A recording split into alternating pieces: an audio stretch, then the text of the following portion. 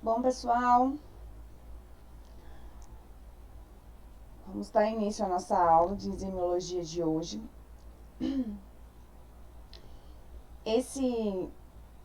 Essa aula eu vou dividir ela em duas gravações, porque as últimas vezes que eu gravei vídeos longos, acabou não fazendo a gravação e parando na metade da gravação o programa. Não sei dizer o porquê.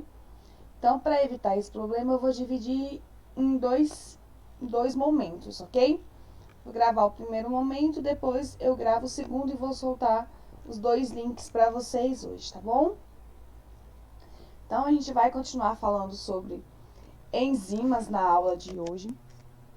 E a gente vai começar falando hoje sobre a produção enzimática e a relação dessas enzimas, né, de importância médica. A gente sabe que as enzimas, elas são proteínas, né, com um alto poder de catalisação e especificidade, que faz com que acelerem, né, os processos de reação no organismo. Dentre dessas enzimas, a gente tem algumas que são de doenças, né, e atividades enzimáticas específicas, principalmente quando a gente fala em relação do plasma sanguíneo, dos eritrócitos e dos tecidos. Essas enzimas todas estão presentes no corpo humano, elas são sintetizadas intracelularmente e dentro dessas enzimas a gente tem três que se destacam, que são as enzimas plasmas específicas, as enzimas secretadas e as enzimas celulares. As enzimas plasmas específicas, como o próprio nome diz, são as enzimas básicas, né, que são utilizadas no mecanismo de coagulação sanguínea e na fibrimiólise, né? Como, por exemplo, os próprios coagulantes e as trombinas. As enzimas secretadas, elas são geralmente secretadas na forma inativa e após a sua ativação em alguns locais extracelulares, né? Dessas enzimas, a gente tem como exemplo as enzimas produzidas nos sistemas digestório, que são as lipases, as amilases, as fosfatases ácidas, né? E elas são encontradas no sistema sanguíneo, né? Encontradas no sangue e são secretadas durante a sua produção, né?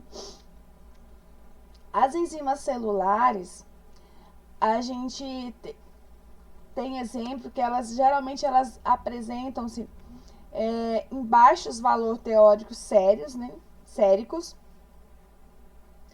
Mas quando a gente fala em relação a aumentar os seus níveis, elas têm o aumento geralmente quando algum tecido que elas estão ligadas diretamente é lesionado, né? Como, por exemplo, as enzimas celulares séricas do fígado, do pâncreas, do miocárdio, elas têm a sua elevação, acontece, né, a sua elevação quando você tem ali algum tipo de lesão ou algum tipo de necrose que envolve esses tipos de tecidos, né? Como, por exemplo, as enzimas celulares e as transaminases ou as lactato desodroginases, né? Que elas estão ligadas ali diretamente a situações de lesões que podem ocasionar nesses tipos de tecido. Essas enzimas celulares, elas têm o que são chamados de meia-vida, né? O que isso quer dizer? É o tempo que essas enzimas elas levam para se apresentar ao plasma sanguíneo após a lesão desse tecido ao qual ela pertence. esse tipo de meia-vida depende da região do sítio que foi lesionado, né? Algumas enzimas elas apresentam em relação a horas após a lesão ao tecido e algumas em relação, elas se apresentam no plasma semanas após a lesão ao tecido, né? Sobre isso, a gente tem que é colocado como o aumento, né, da liberação enzimática no plasma. Isso quer dizer a relação, né, da liberação dessas enzimas no plasma sanguíneo em relação ao trauma ocorrido no tecido. A lesão celular, aí o que pode ser? O que pode causar essas liberações dessas enzimas no plasma? Por exemplo, pode ser uma lesão celular extensa. Essa lesão celular ela pode ser causada por algum tipo de isquemia ou algum tipo de toxinas celulares, que isso vai ocasionar um aumento dela no plasma, como por exemplo, a gente pode citar aqui, em relação a um infarto do miocárdio, que se você fizer um exame de CK e CKMB, as enzimas vão estar aumentadas. Essas enzimas vão estar aumentadas. Ou pode ser também em relação à proliferação celular e o aumento na renovação celular, ou seja, quando se tem algum tipo de fratura óssea, então as enzimas que são relacionadas ali à atividade dos osteoblastos, né, que no caso as fosfatases alcalinas, elas podem estar aumentadas. Aumento da síntese enzimática. Essas são as enzimas que são relacionadas, por exemplo, à ingestão exagerada de álcool, né, que no caso são as glutamítil. Ou também a gente pode falar dos aumentos dessas enzimas quando você tem obstrução de ductos, que no caso a gente vai falar aí das enzimas que são relacionadas a isso, que são as amilases e as lipases, né, que estão ali presentes no suco pancreático.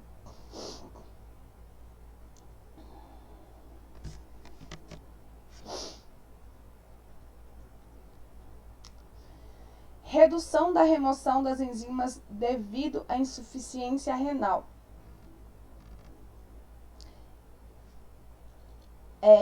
Do mesmo jeito que se tem o aumento das enzimas causado por algum tipo de laceração no tecido, também pode-se ter a redução, né, a diminuição da produção dessas enzimas causadas também por algum tipo de insuficiência desse tecido ou algum tipo de maceração nesse tecido. Aqui a gente tem um exemplo das enzimas que elas são secretadas na urina, que estão ligadas, né, diretamente, né, com a insuficiência renal nesse caso, né. A gente tem a síntese, aí no caso, nessas situações a gente vai ter a redução, né, dos níveis das atividades dessas enzimas que estão ligadas diretamente a esse tecido, que é o tecido renal. Aí a gente vai ter a redução nas atividades das sínteses enzimáticas reduzidas, que no caso a gente vai ter a colinesterase baixa na situação de insuficiência hepática. Pode se apresentar deficiências congênitas das enzimas, que é em relação à baixa atividade da fosfatase alcalina. E também a gente vai ter alguns variantes enzimáticos que eles vão estar inerentes com a atividade biológicas. Que esses variantes, eles são anormais, né, da colinesterase. Quando a gente fala de diagnóstico, né, dessas atividades enzimáticas, vai se observar os indicadores que eles vão denotar, né, a proliferação ou a baixa da produção dessas enzimas. Com a observação da baixa, né, ou aumento dessas produções, é que a partir daí que vai se conseguir saber qual a região que está lesionada, né, e qual o tipo de lesão que pode ter sido causado nesses órgãos ou nesses tecidos, né. Como, por exemplo, quando a gente fala de lesão hepática, por exemplo, a gente vai ter das enzimas aumentadas, a gente vai ter o TGO, o TGP, gama GT, que são enzimas que estão presentes, né, em alguns outros órgãos, em alguns outros músculos, mas precisamente na função hepática, né, quando ela pode até estar aumentada quando está correlacionada com a maceração ou a deficiência de algum outro tipo de órgão, como por exemplo das enzimas cardíacas, só que elas são predominantes nas enzimas das funções hepáticas.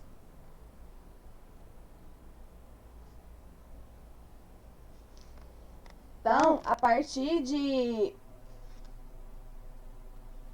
dos propósitos diagnósticos, né, a partir da avaliação do paciente, dos sintomas que o paciente apresenta, é que se é pedido, né,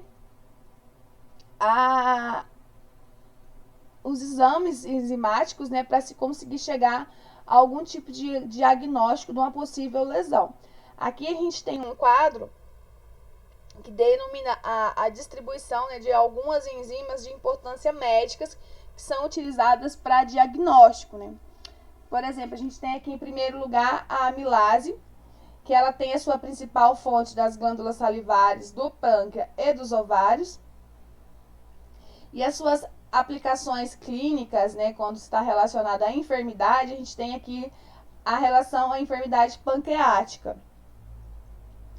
A aminotransferase, que são as transaminases, elas estão relacionadas com o fígado, músculo esquelético, coração, rim e eritrócitos.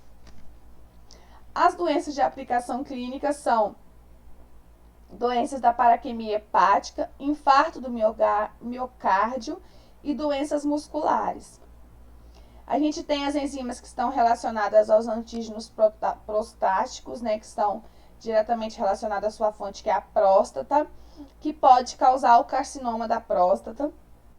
A creatina quinase, que está relacionada com os músculos esqueléticos, né, a sua produção, né, com os músculos esqueléticos, cérebro, coração e músculo liso. Dentro das doenças que pode ser utilizada como diagnóstico é o infarto do miocárdio e algumas enfermidades musculares. A fosfatase ácida, né, que está ligada à próstata e aos eritrócitos, que também pode estar relacionada com o carcinoma da próstata. A fosfatase alcalina, que está presente no fígado, nos ossos, na mucosa intestinal, na placenta e no rim. Pode estar relacionada com doenças ósseas e enfermidades hepáticas. As glutamiltransferases, que estão ligadas com os rins, a sua produção está ligada ao rim e ao fígado. E as suas enfermidades podem ser a hepatobiliar e ao grande consumo de álcool, né? A lactato desidrogenase, que sua produção está correlacionada com o coração, fígado, músculo esquelético, eritrócitos, plaquetas e nódulos linfáticos. As doenças que elas podem estar correlacionadas é com infarto do miocárdio, hemólise, doença da paraquemia hepática. E por fim, aqui embaixo, as lipases, que estão correlacionadas à sua produção ao pâncreas, e as enfermidades que elas estão ligadas é as enfermidades pancreáticas. A partir de agora, a gente vai começar a falar sobre cada uma dessas enzimas, né? Como que elas são produzidas no nosso sistema, no nosso organismo, né? E quais são as lesões que podem causar o aumento delas no plasma sanguíneo, ok? A primeira enzima que a gente vai falar porque é uma enzima de importância médica são as amilases, né? As amilases, elas são enzimas da classe das hidrolases. Elas trabalham fazendo a catalisação e o desdobramento do amido e do glicogênio. O amido é a forma de fazer o armazenamento, né, para a glicose dos vegetais. E o aminopectina, que é uma das formas do amido, né, que é o amido ramificado. A amilase sérica, ela é secretada pelas glândulas salivares, né, na sua forma de S, e pelas células assimilares do plâncton na forma de P. Ela é secretada no trato intestinal, pelo meio dos ductos pancreáticos, né? E as glândulas salivares, elas vão secretar a amilase, né? Que vai iniciar a hidrólise dela do amido, que está presente ali nos alimentos, né? Propriamente na boca e no esôfago. E daí, essa ação que as glândulas salivares começam ali, ela é desativada pelo conteúdo ácido que tem ali no estômago, né? Quando chega no intestino, a ação da amilase, nesse caso, a amilase pancreática, ela é favorecida, né, pelo meio alcalino que tem ali presente no duodeno, fazendo com que tenha essa degradação de forma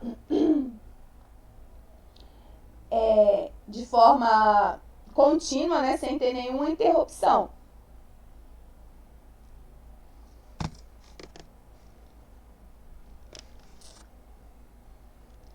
Dentro dos distúrbios causados pela amilase, né, a gente tem a hiperamilasemia. O que isso quer dizer? É uma inflamação, né, aguda, uma pancreatite aguda, que vai causar um distúrbio inflamatório do pâncreas. Esse distúrbio inflamatório ele vai vir associado com edema, que vai causar uma grande quantidade, né, de autoingestão, de necrose e, em alguns casos, até hemorragia. Os níveis da amilase, conforme eu falei para vocês no início, as enzimas elas têm o seu tempo de meia-vida diferente para cada tipo de enzima e para cada tipo de lesão. Os níveis da amilase elas vão aumentar, nesse caso, de 2 a 12 horas após o início da dor intestinal. Essa dor é um tipo de dor constante e de localização epigástrica, que pode irradiar para o pôstero e para o dorso. As atividades dessa amilase, ela vai poder voltar, né? Elas podem começar a voltar ao normal, às quantidades normais no plasma, entre o terceiro e o quarto dia após o início dos tratamentos e dos sintomas, né? Quando a gente fala do aumento dessas amilases, né, em caso de pancreatite aguda, a gente vai ter um aumento aí nos valores de referência de 4 a 6 vezes maiores, né? E vão atingir o seu pico aí entre 12 a 72 horas após o seu início da produção.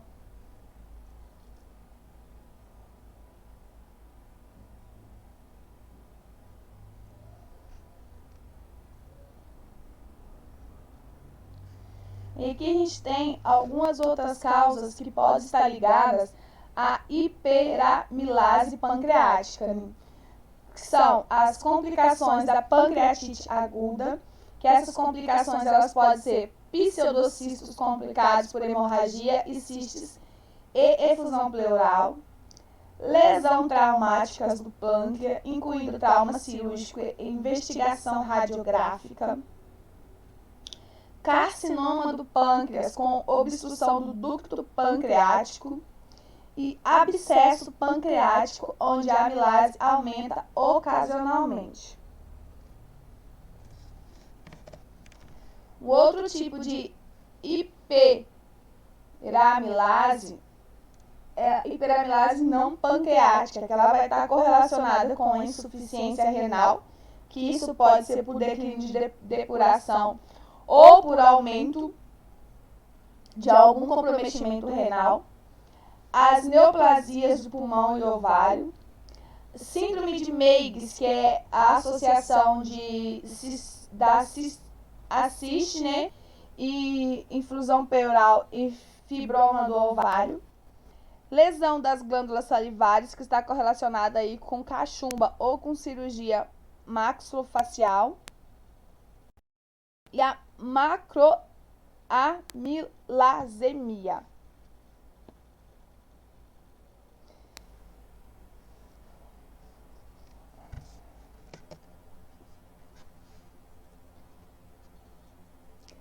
A hiperamilasemia pode ocorrer também por algum tipo de desordem de algumas origens complexas, né, por algum outro tipo de doença correlacionada, né, a algum desses fatores aqui, como a doença do trato biliar, com os eventos intraabdominais, trauma cerebral, queimadura e choque traumáticos, hipermilasemia pós-operatória, cetacidose diabética, transplante renal e alcoolismo agudo e drogas. No caso das doenças do trato biliar, a gente vai ter a colecistite aguda, né, que vai ter um aumento aí de referência das enzimas até 4 vezes maiores do que os seus valores de referência. Quando a gente fala de eventos intracelulares, a gente está falando de eventos que não está relacionado diretamente ao pâncreas, né? Que pode ser aí algum tipo de ulceração péptica, né? Algum tipo de obstrução intestinal, infarto do mesentérico, gravidez ectópica quando está rompida, né? E são alguns fatores que não estão relacionados diretamente com o pâncreas, mas que vai causar pode causar, né, essa hiperamilasemia. Com relação ao trauma cerebral, as causas que acabam causando a elevação, elas não têm comprovação certa ainda. Só que elas podem estar associadas aí com os traumas salivares, né? Ou também com os abdominais. Aí isso vai ter que vai precisar, né, de fazer uns estudos de alguns outros órgãos que estejam atingidos para se conseguir chegar a um diagnóstico. A hipermilasemia pós-operatória ocorre em uma média de 20% dos pacientes, como o próprio nome diz, né, após a operação, algum tipo de operação que inclua ali procedimentos extraabdominais. A cetacidose diabética geralmente tem ali uma porcentagem de 80% dos pacientes que vai apresentar uma hipermilasemia.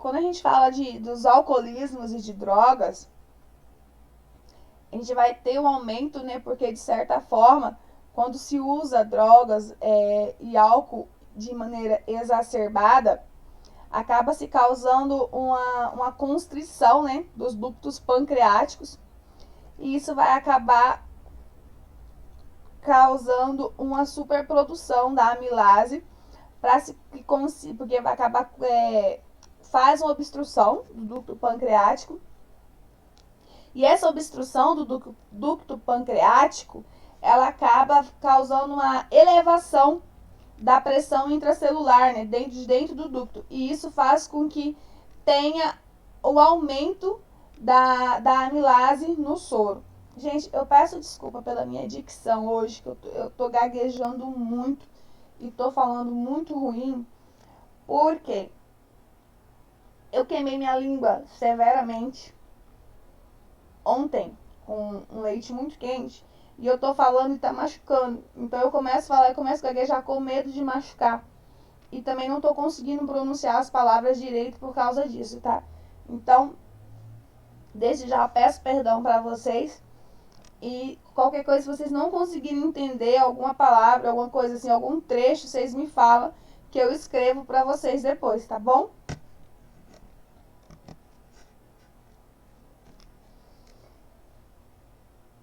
Das atividades correlacionadas ainda com a amilase, dos aumentos, né? A gente tem o aumento na amilase urinária, que vai se refletir, né, diretamente no aumento da amilase sérica. No caso, a atividade da amilase urinária, ela é determinada com as amostras, né, da urina dos pacientes.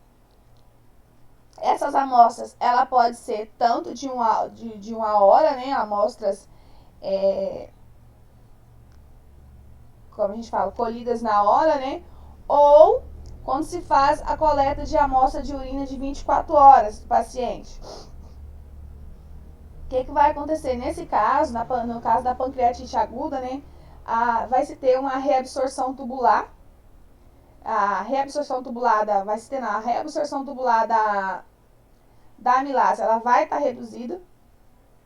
Então, provavelmente, vai ter secundariamente, né, a competição com outras proteínas que são de baixa massa molecular.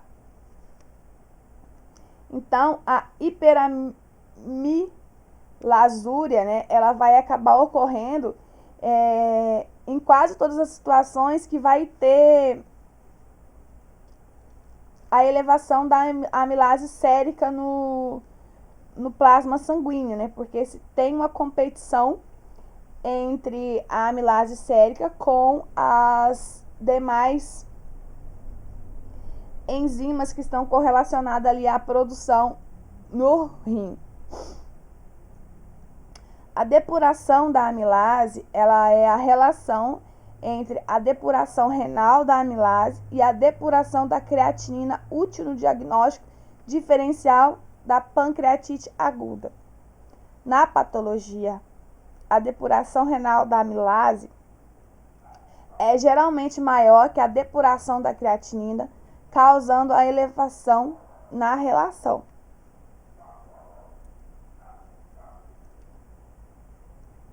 Por quê? O mecanismo que está atribuído, né, para fazer que ele é responsável pelo aumento da depuração, ele é em parte atribuído ao distúrbio, né, na reabsorção tubular da amilase e também de outras proteínas de baixa massa molecular, né? Então, como ele está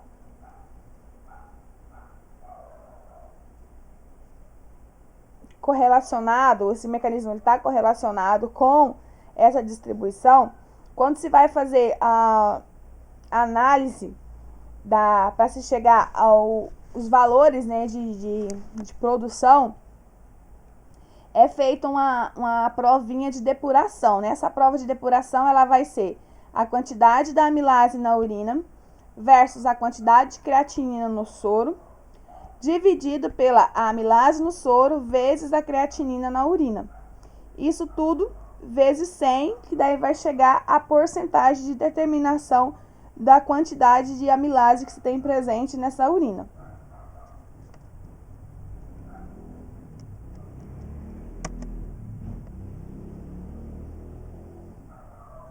As próximas enzimas de referência e importância médica que a gente vai falar são as lipases e as tripsinas. As lipases, elas são enzimas que elas são altamente específicas para fazer a catálise, né, da hidrólise dos ésteres de glicerol e dos ácidos graxos de cadeias longas, que no caso são os triglicerídeos, né?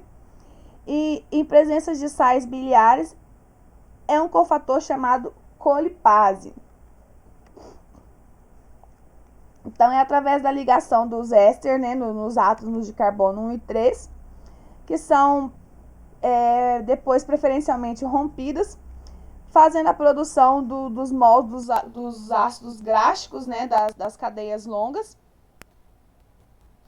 que depois ele vai se transformar no mol, né, de triglicerídeo hidrolisado. Tanto as lipases quanto as colinases, elas são sintetizadas pelas células que elas estão ali assimilares do pâncreas, né? Mas a lipase também ela é encontrada na mucosa do intestino, nos leucócitos e nas células dos tecidos adiposos, né? E também no leite. A hiperlipasemia é a medida da atividade, né, da lipase no soro, no plasma, no líquido assístico e pleural. É usada exclusivamente para o diagnóstico das desordens pancreáticas e está correlacionado geralmente com casos de pancreatite aguda. E os níveis de lipase são normais no caso de envolvimento de glândulas salivares. A pancreatite aguda ela está correlacionada, né, com a atividade da lipase. Essa atividade dessa lipase ela vai estar aumentada de entre 4 a 8 horas após o início, né, dos quadros clínicos, e com um pico máximo aí de 24 horas, é o tempo de meia-vida dessa lipase, né? Os valores de referência podem voltar ao normal após 8 a 14 dias após o início dos tratamentos.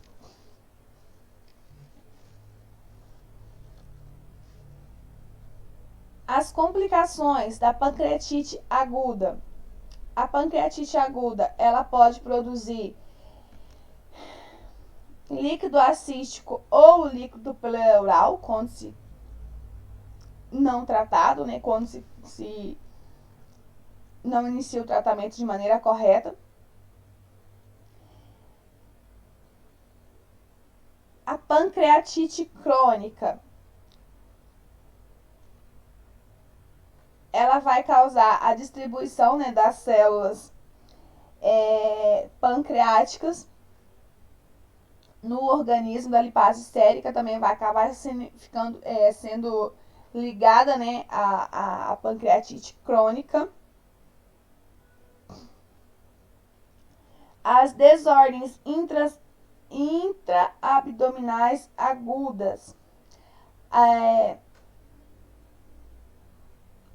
Quando se fala das desordens intraabdominais agudas, às vezes o diagnóstico da pancreatite acaba sendo, sendo atrapalhado, né, por causa de alguns tipos de desordens abdominais agudas, que no caso pode ser úlceras do duodeno, meu Deus do céu, úlceras do duodeno,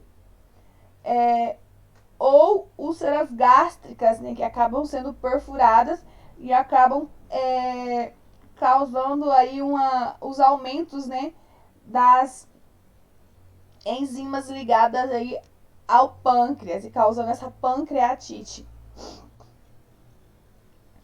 Enfermidade renal ou aguda crônica também vai causar o aumento dessas enzimas.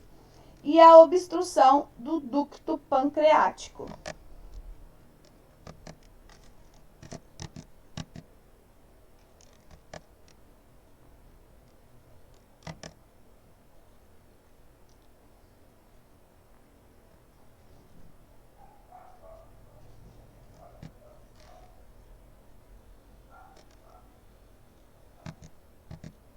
Peraí que me perdi aqui, gente.